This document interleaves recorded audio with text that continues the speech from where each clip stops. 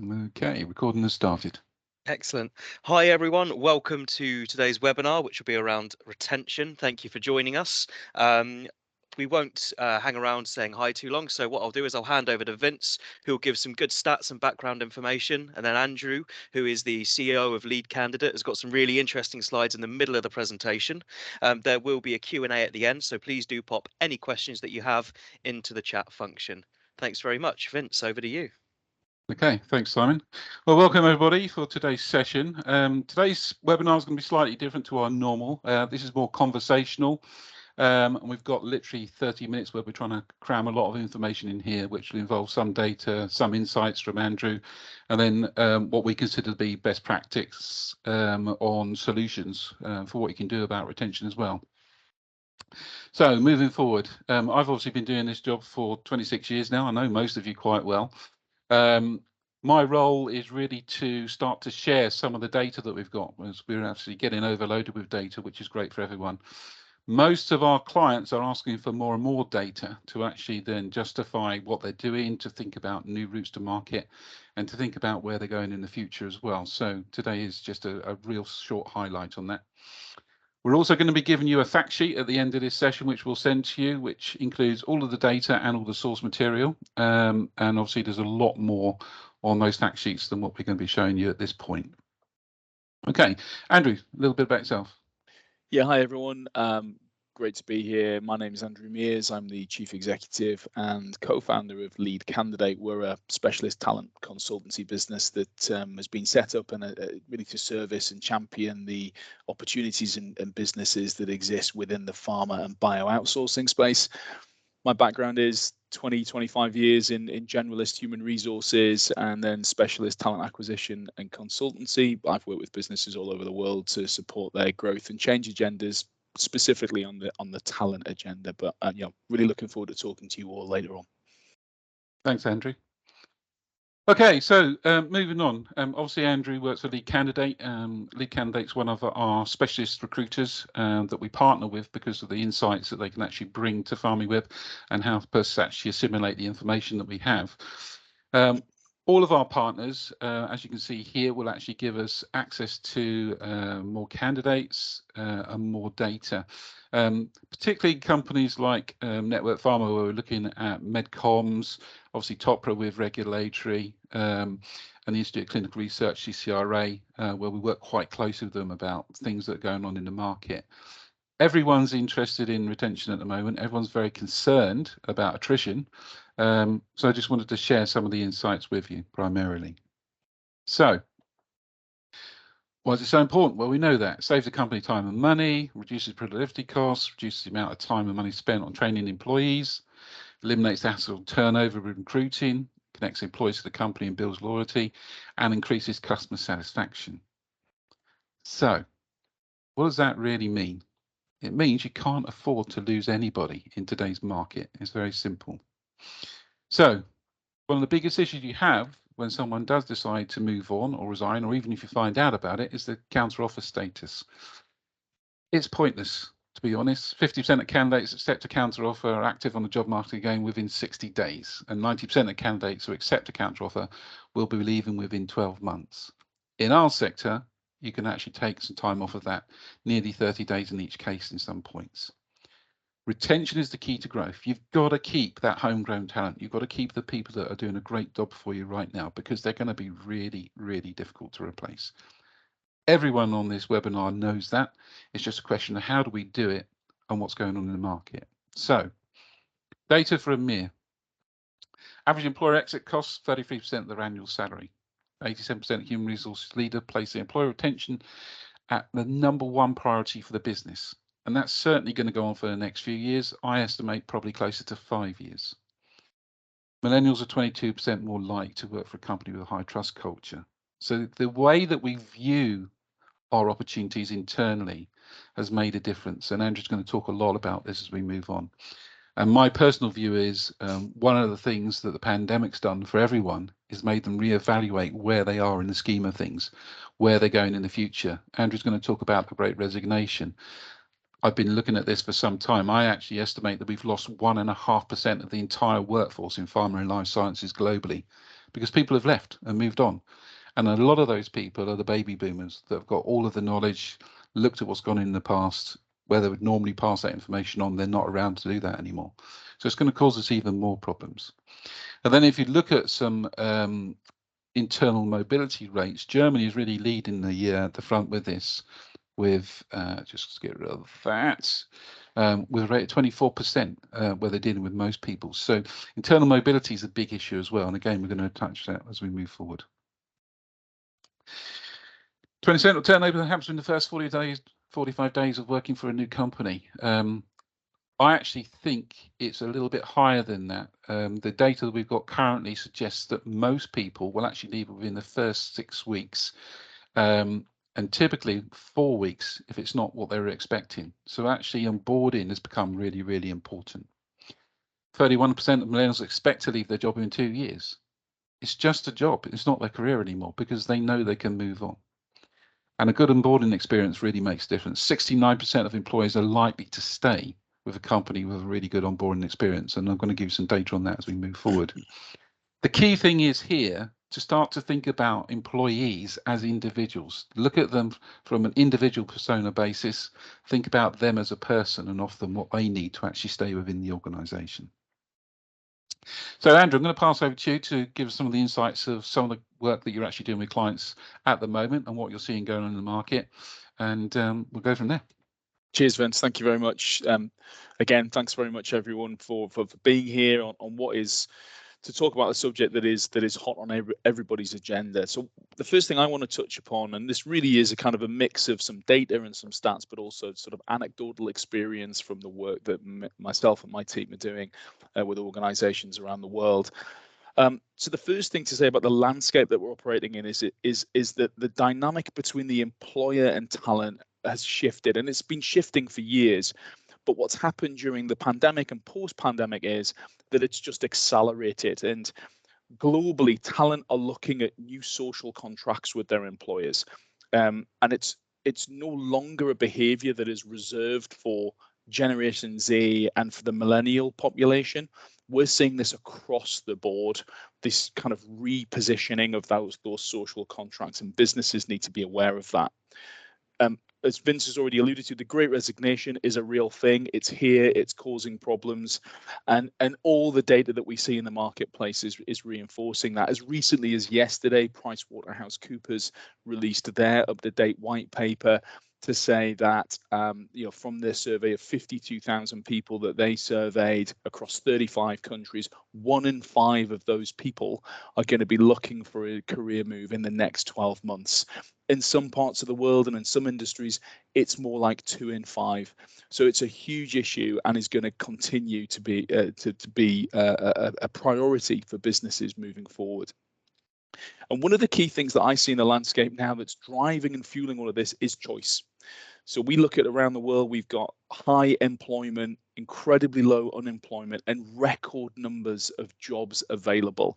In fact, the ONS said yesterday that I think a couple of months at the beginning of this year, there were more jobs available than available candidates for the first time in their stats history. So that choice is just mobilizing and destabilizing internal workforces. Okay, Vince.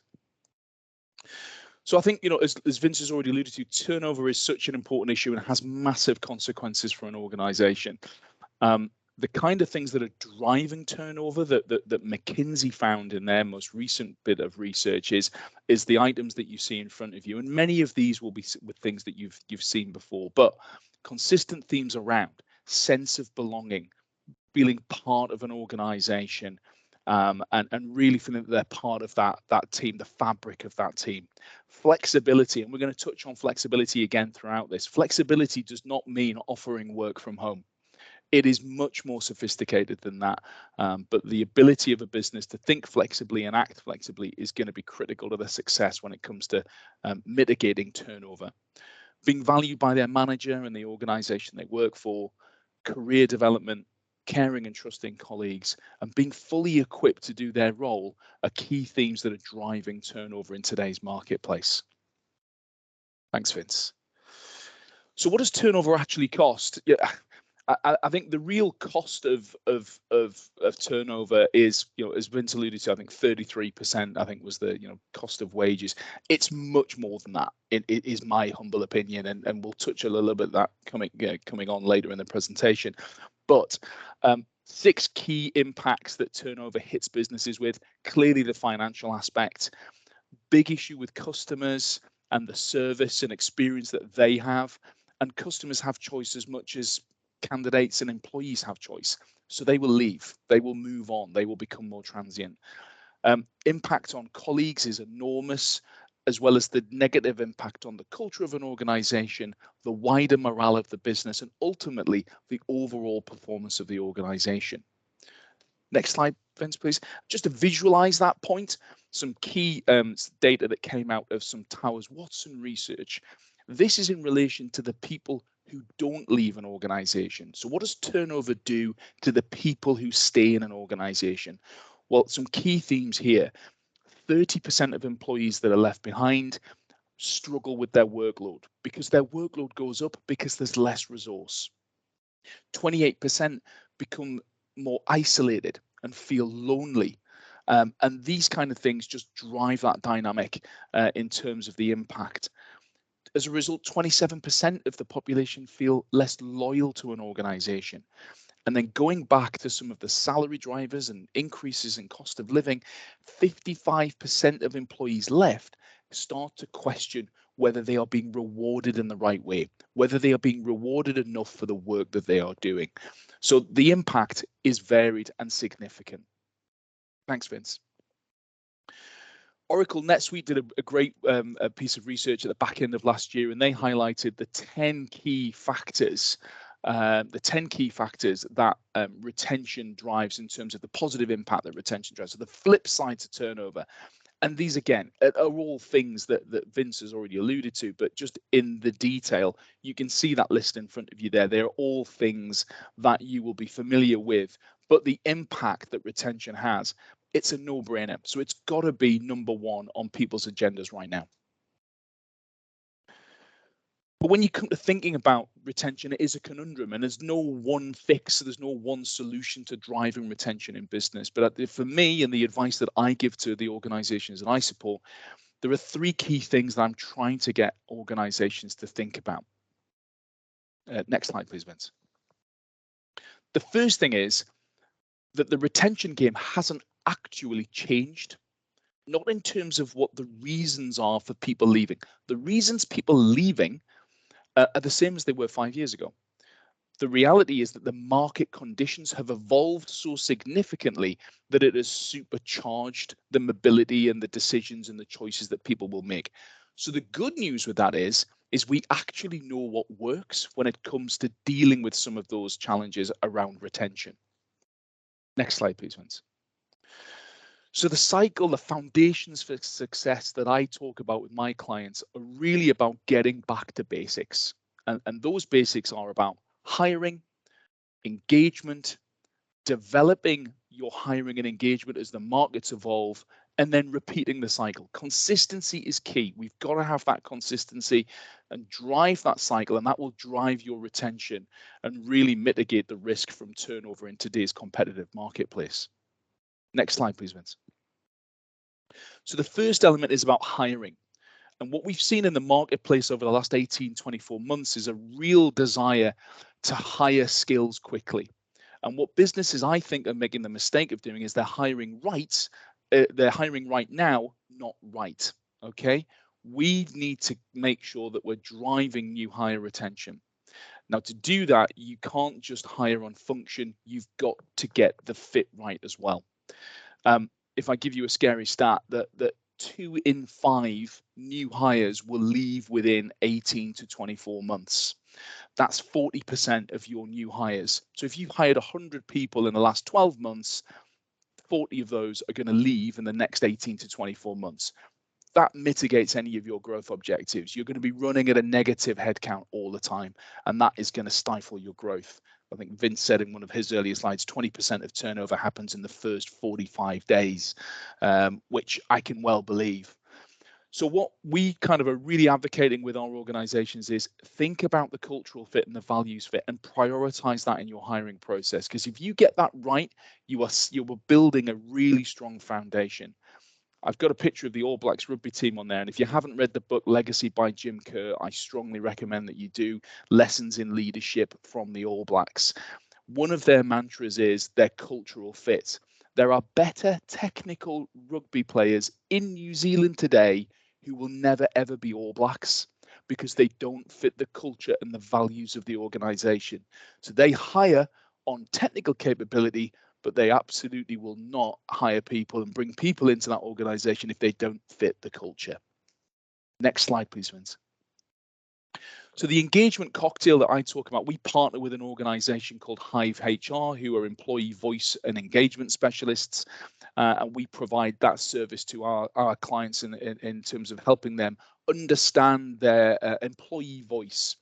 The engagement cocktail that we've seen the sort of the real benefits and the real strengths that the right engagement mix brings are on these key themes.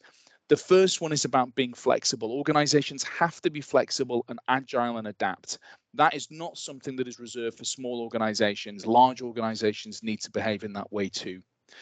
Treat people fairly.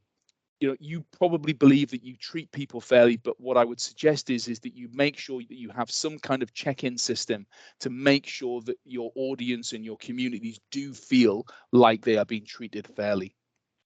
Attention to employee well-being. 50% of employee turnover is down to burnout. So you've got to make sure that you've got the right approach to employee well-being and that you're publicizing that and supporting your internal customers very visibly. Again, common feedback against Gen Z and millennials is their career development has stifled during the pandemic. So really focus on making sure that onboarding process and then bringing them into the organization, there's a clear progression journey for them and the development resources available to be able to take that forward. You've got to consult your employees, you have to communicate, and then critically, you've got to reward well and recognize often. You don't necessarily have to be the best payer in the marketplace, but you have to be competitive. And then be sure that you've got a recognition structure that supports that. And then finally, we have to make sure that the management organization has the coaching and the support and the development from the leadership in the business to be able to succeed in their roles, because their roles right now are the most difficult in any organization. So we've got to give them the support. Next slide, please. So in closing on sort of my section, it's a moving target. So you remember in my cycle, I had develop as the last thing. You've got to continuously evolve. We're operating in a VUCA world. If you're not familiar with that abbreviation, it's you know, we live in a volatile, uncertain, complex, and ambiguous world, and that's not going to slow down. That's not going to change. We are in a constant state of change, and businesses have to adapt. Communication is the magic dust that brings this all together. It's got to be two-way, it's got to be frequent, and it's got to be transparent. So really look at how you communicate with your organization. Pulse surveys, town halls, triage sessions, online platforms. More communication, the better.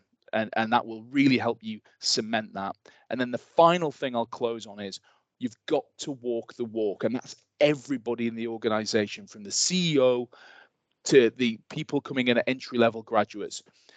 You need them to embody what you believe in. And the example that I will give you is businesses that are currently offering flexible policies to their staff to be able to go and attend key events in their child's life or whatever that may be. And then the CEO and the board, they don't do it. They don't go and do it themselves. They don't visibly go and undertake those activities.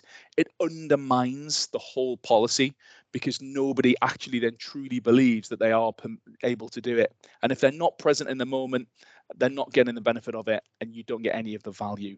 So you really must make sure that your people are walking the walk as well. Thanks, Vince. Okay, thanks, Andrew. From my point of view, walking the walk, I think, is one of the most important ones. When I saw that on the slide, I thought, yeah, I've been looking for that for a little while. How do you actually put it that way? And I think that really makes sense. You know, employment world has changed completely. We've got to change with it. We can't just say we're changing with it. We've got to change with it. It's a very different thing altogether. Yeah. Okay, thanks, Andrew. Just moving on then. So let's look at some of the solutions or ideas that we know are working based on the data that we have from candidates. First of all, we have a lot of employer branded hubs on PharmiWeb. We run a lot of websites. We track a lot of candidates as to what they're actually doing. And some of the key things, and the candidates out there have actually come as employees from other companies. So obviously these things are not where they are currently. The biggest ones, culture by far. Everyone's looking at the culture of the company. Where they're working is not suiting them. And thinking about the future from the day they start. So I'm seeing a lot of clients at the moment now deploying internal teams to actually support new employees so they can look at their future, look at their training and development from day one so they know where they're going. And the other thing is the actual people that work there. Are they the sort of people that suit me? Am I the sort of person that's going to work for them? From day one, they're looking at training. What opportunities and benefits am I going to get at that particular site or in that particular country? All of these things become really, really important because they're not getting them where they are. Charity work and awards are really important. And the other things, environmental sustainability policies. I've seen candidates not applying for jobs because the environmental policies and sustainability policies at a company are not what they were expecting. And this is where we're seeing a lot of younger candidates, Gen Z and younger millennials, literally walking out within 4 to 6 weeks because they're saying, that's not what they told me. This is rubbish. And we're seeing this growing and growing very, very quickly at the moment. So based on all the bad news, let's talk about some of the things that are working. So from my point of view, it's all about personalization down to the individual. We've got to look at people as individuals and give them what they want. We've got to think about promoting the culture, onboarding, career development roadmaps from the start, internal mobility, remote and flexible working, and what does that really mean? And obviously money. So individually, if you've got a good culture, you can lower your attrition rate by up to 72%. But you have to work at it. And what does that mean internally for your teams? What do they do together? Are they always working? People are not going to work 70, 80 hours a week anymore. They don't want that. 96% of employees believe that empathy is important to retain them. Listen to what they've got to say, work with them, agree with them, or disagree, but at least actually listen to what they're saying. And if we look at what LinkedIn have done on their latest research, opportunities to learn and grow are really highly ranked. Belonging, organization values, support and well-being, and collaboration. Everyone wants to be included rather than excluded. And I think there's too many senior managers out there that are making decisions with no consultation whatsoever to the workforce. It's really, really important. And some of these things, obviously, Andrew's mentioned as well.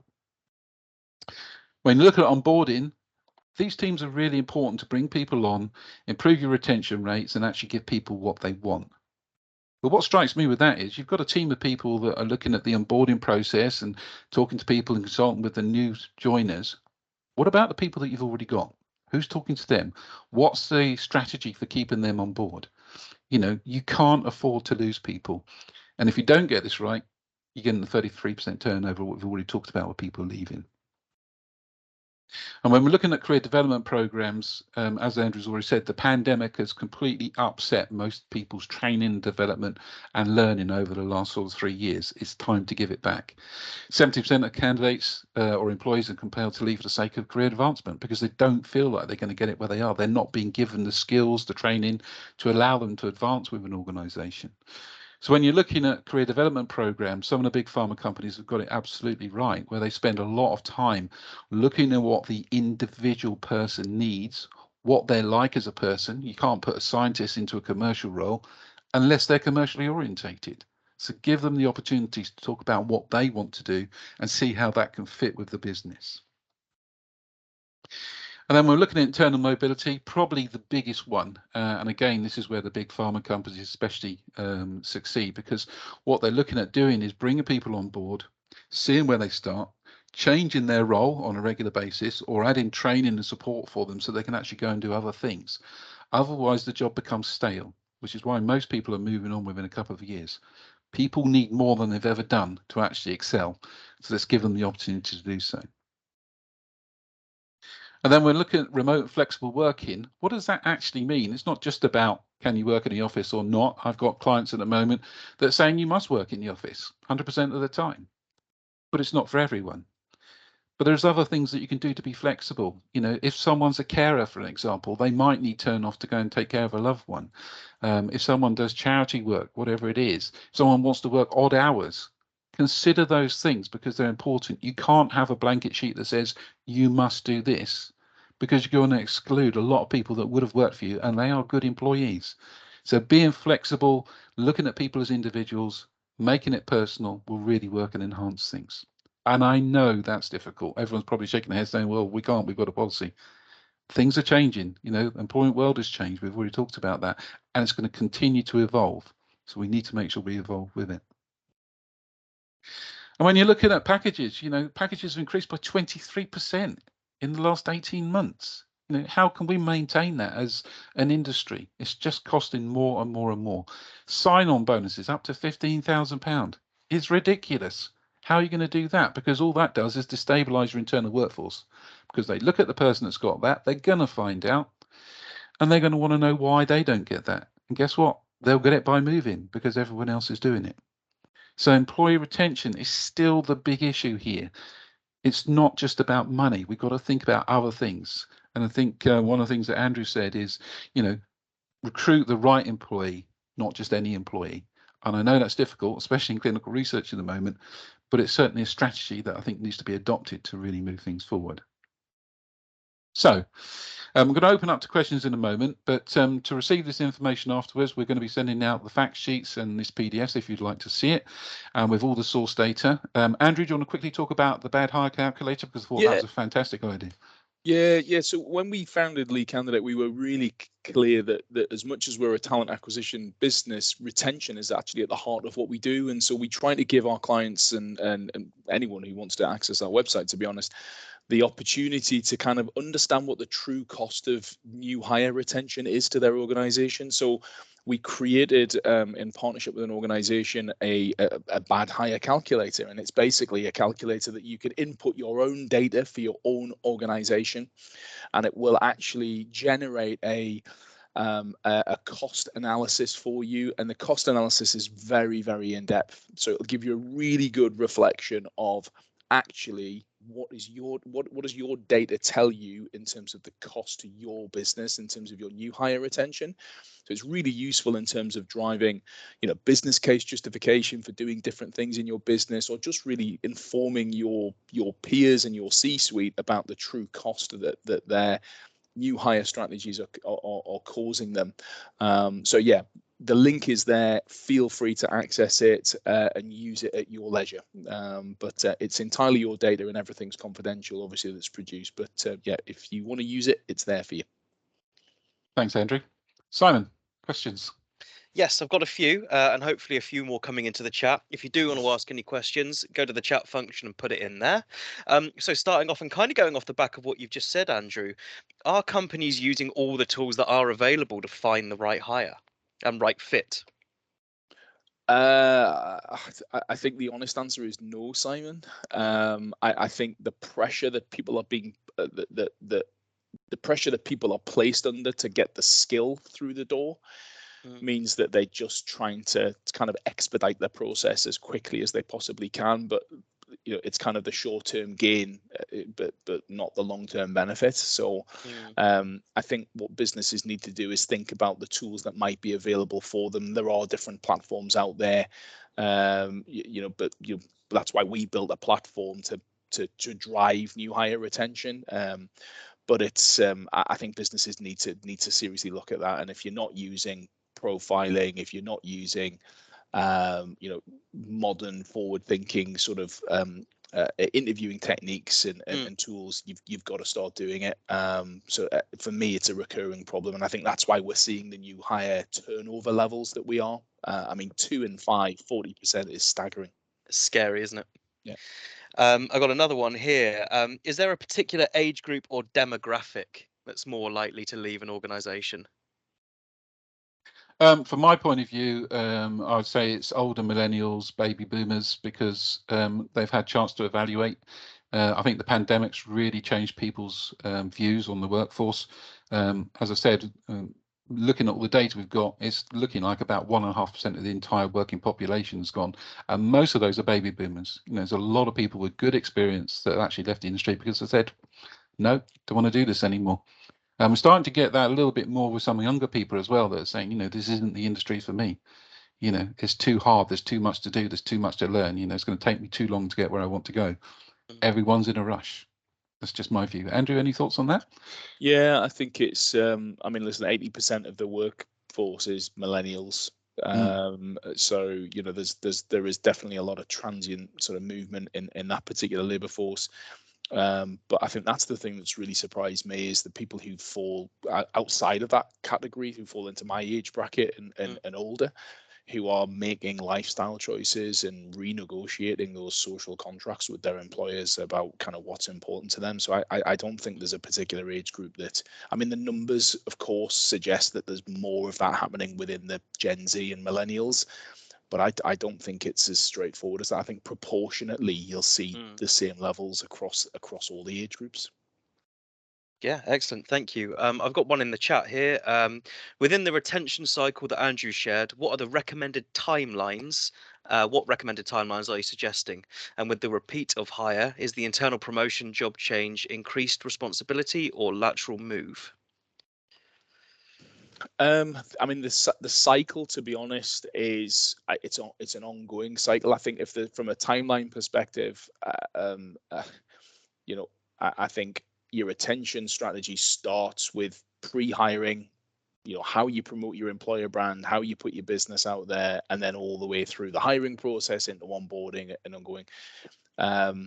So I think the cycle is it's constant. It's difficult to put a timeline on it because I think it continues, if that makes sense. It's an ongoing. I'm sorry if I'm not answering the question here. What was the second part of the question, Simon? Sorry. And with the repeat of hire, is the internal promotion, job change, increased responsibility, or lateral move? Again, I think it can be both. I think it can be both, and I think I think it's that's a really valid point, actually. I've seen a lot of, and it kind of goes back to Vince's points about mobility, the internal mobility. Career progression doesn't need always to be up the hierarchy. It can be laterally. You can be retrained and doing things. I found people, especially in the technical disciplines, their career progression and their evolution is more about the content of work that they're doing. So actually their job title doesn't necessarily change, their position in the organization doesn't necessarily change, but their responsibilities do, because they work in different aspects. They work in different elements of what they're doing. So that sort of maturation of their career doesn't have to be hierarchical and progression up the organization. It can be lateral moves as well, and it can be actually just the diversity of work that they're doing. I've had other people that we've put into organizations actually who, for them, that career satisfaction is about being involved in things that are outside of their technical discipline. So that could be about being involved in committees or other initiatives that the organization are doing. For example, the corporate social responsibility piece. If there's an agenda within the organization to drive their position in charitable work, somebody getting involved in that, that is part of their career progression and the development of their skill set and the things that they're interested in. So it can take many forms. It doesn't just need to be about internal promotion or lateral move. Yeah, that's a really, really good point. Thank you for that. I've got another one here. So when you have somebody leave, obviously there were some stats earlier about how that affects the internal workforce. Do you believe that someone leaving will create a domino effect of other people joining them, jumping ship? Yeah, I'll go very quickly with that one. Absolutely. Destabilizing your own workforce is one of the biggest problems in the industry at the moment, because everyone talks, everyone knows why they've left. Most people are quite vocal about it.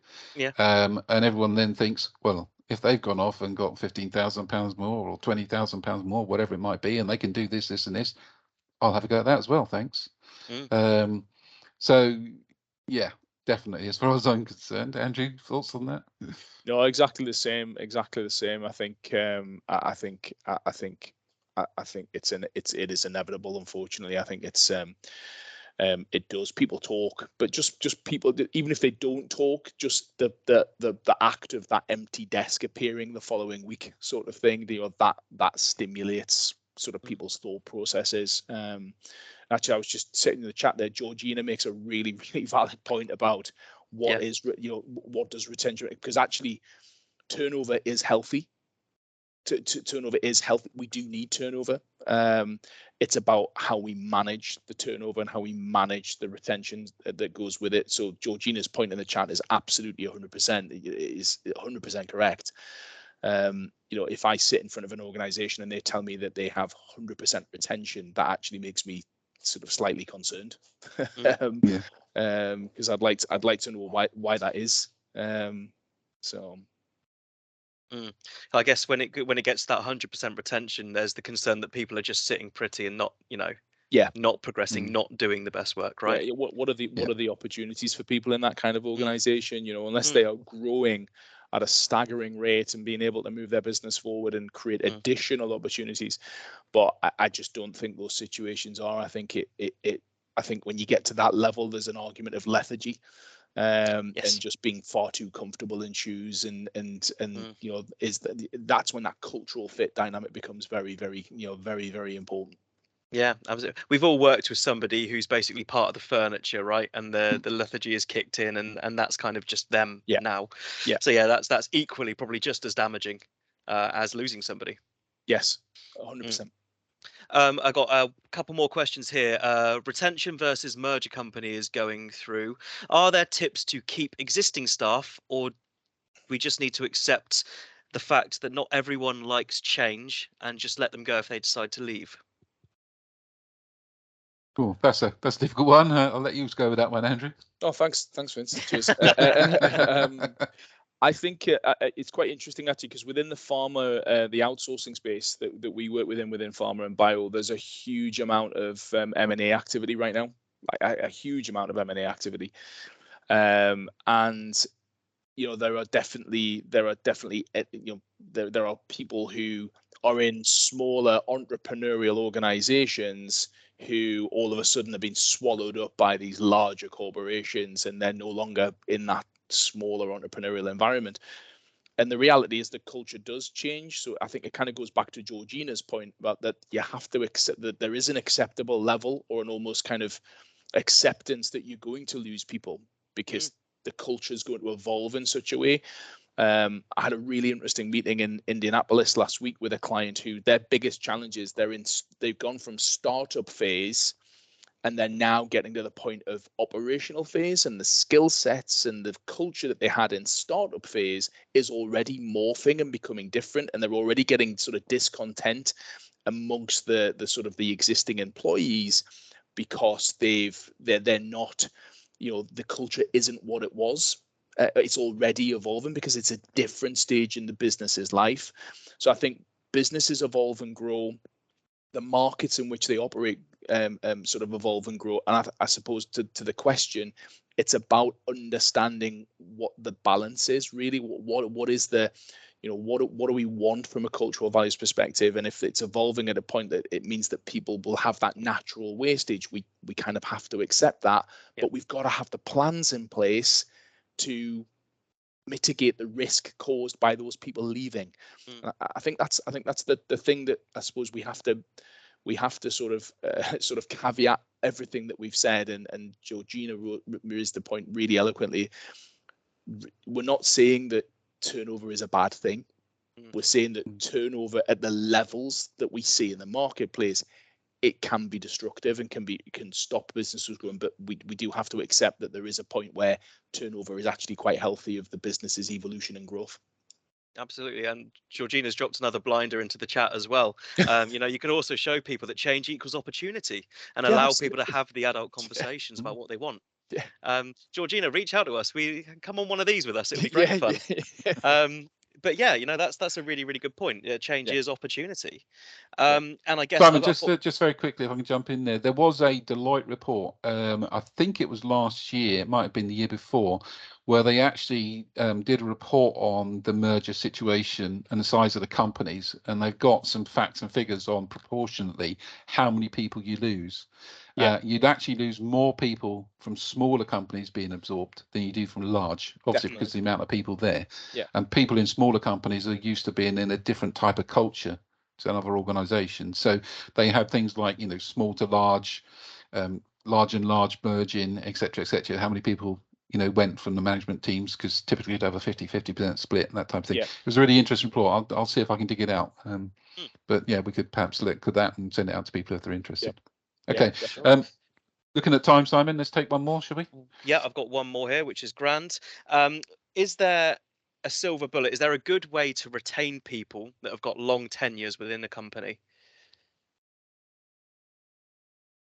Ooh, that's an interesting one. Yeah, I think we got that question on the Australia one last We night. did. Yeah, especially for that kind of the longer serving sort of dynamic. That's right. Yeah. Yeah, I mean, I think the simple answer is I don't think there is a silver bullet. I don't think there's one thing. No. And I think the way to evolve your business is to, I think, as Vince has said a couple of times, is you've got to look at the people, or the employees, as individuals. Yeah, there's there's an organization actually I was doing some work with yesterday, and they've implemented a flexible approach to their working arrangements, but they haven't just said, right, it's hybrid working or it's work from home. They've actually given their teams and their people options, and then they've allowed them to select which option works most effectively for them. Nice. And that was kind of consulting with the employees, getting their feedback, and then generating it. But I think it is about, you know, I think if you there's the silver bullet really is it look at the priority issues, and I think in today's marketplace the priority issues are things like the belonging and alignment with the values and culture of the business, and if we're not getting those things right, I think you get and the employee well-being piece. I think if we're not getting those things right, then people will be very reticent to join an organization, and will certainly consider about looking at other options. Absolutely.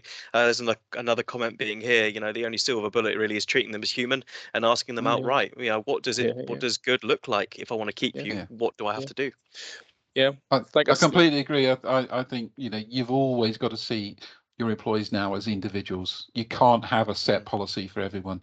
You know, one of the biggest success stories I saw last year was a small CRO that started to do job share with their CRAs, and some were starting earlier in the morning and leaving earlier, and some was starting later and working later. It just worked. You know, it was a concept they'd never done before, but why not? You know, and we're starting to see a lot of companies, you know, utilizing teams now across different time zones, different countries, all working on the same projects. They're working at different time zones, but the work's still being done, and it's being done very effectively. Yeah. And as I said, completely agree with, I think it was Georgina again, actually, there, you know, treat people like people, because we all are. Yeah, it's very true. Okay. Exactly. And that's a good point to end on. Absolutely. Okay, we're going to end there because we've overrun everybody. Thank you very much for attending today's session. Thanks for and it's been a pleasure. And we were doing next month, we're going to be doing a webinar on being proactive versus reactive, pros and cons of both. And nice talking to you all. Okay, bye for now. Thanks for coming, everybody. Cheers. Bye, everyone.